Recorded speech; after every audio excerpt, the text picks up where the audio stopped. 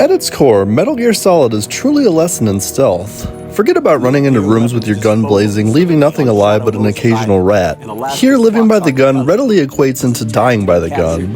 Why bother fighting the guards when you can just sneak around behind their backs, crawl along walls just out of sight range of surveillance cameras, and hide behind boxes? Unlike most other games, Metal Gear Solid really knows how to tell a story. You as a retired super sneaky agent, Solid Snake, must infiltrate a base that has been overrun by terrorists. These terrorists, however, are members of your old unit, a top-secret organization known as Foxhound. The Hounders are sitting on a super-secret new weapon and enough nuclear warheads to send your planet back to the Ice Age.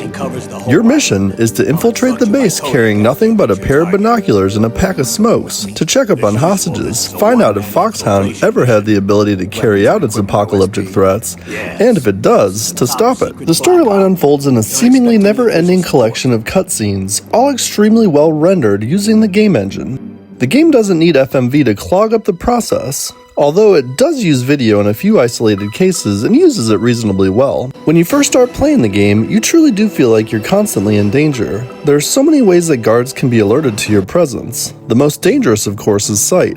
If you enter the line of sight of a guard or a camera, you've got a fight on your hands. Luckily, their lines of sight are represented by big cones on your radar.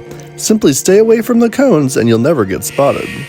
If you stomp through a puddle of water or across a metal catwalk, fire off a weapon or knock out a wall, nearby guards will hear the noise and check it out. They'll even follow footprints in the snow. If you're spotted, a bunch of guards come out of nowhere and start playing target practice with you. The game definitely is revolutionary in many ways. It breaks new ground in gameplay and truly brings the video game one step closer to the realm of movies. It is without a doubt a landmark game, but the extreme ease with which it can be mastered and the game's insultingly short length keep it from perfection. Plus, do we really want games that are more like movies? If the game's producer was so set on this type of cinematic experience, he should really be making movies instead of games. While Metal Gear Solid currently stands alone, it stands as more of a work of art than an actual game.